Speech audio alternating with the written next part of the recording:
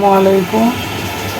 আজকে আমি সকাল থেকে আমার ব্লগটি শুরু করলাম সকালের নাস্তা দিয়ে। এই যে ডালে চালে খিচুড়ি হবে।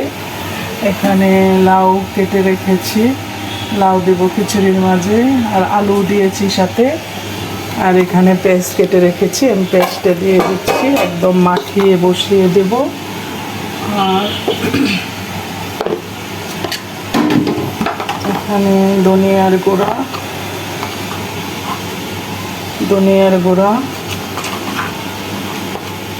হলুদ, মরিচ,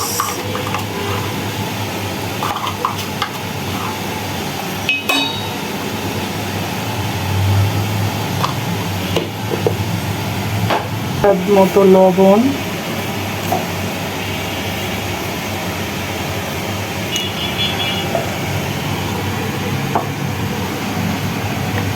তেল দিয়ে দেব।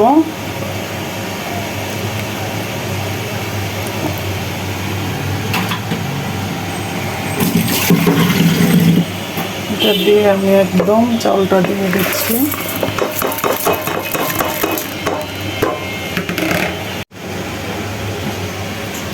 লাউটাও দিয়ে দিচ্ছি।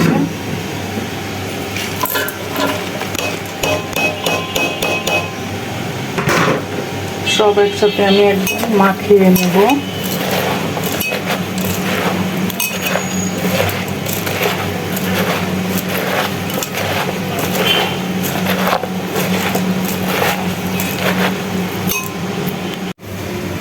এই যে আমি রাইস কুকারে বসিয়ে দিলাম, খিচুড়িটা হতে থাক।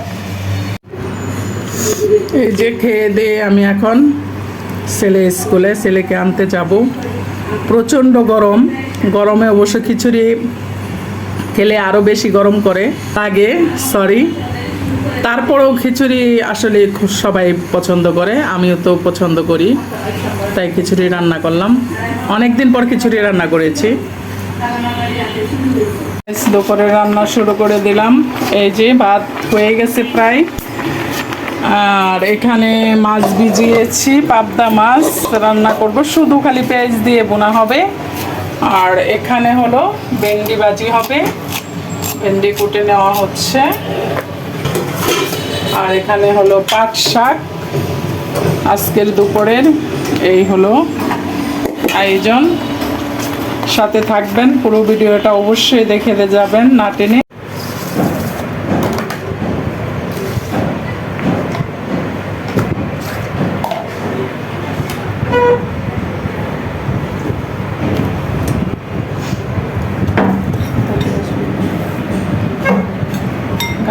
এই যে আজকে দুপুরের আয়োজন, এটা হলো পাট শাক, এটা হলো মাছ দিয়ে মানে মাছের মাথা দিয়ে রান্না করা আলুর ঘাটি, আর এটা হলো ভেন্ডি ভাজি, আর এটা হলো এই যে পাবদা মাছ সরিষা দিয়ে রান্না করা হয়েছে।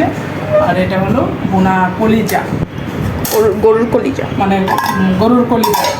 এটাই হচ্ছে আমাদের আজকে লাঞ্চ। এই যে ভাত নিয়ে বসে গেলাম, এখন খাওয়া দাওয়া করবো দুপুরে। দেখেন এখানে আম্মু হচ্ছে একটা পাকোড়া বানাচ্ছে সন্ধ্যার নাস্তায়, ডাল আরো অনেক কিছু দিয়ে।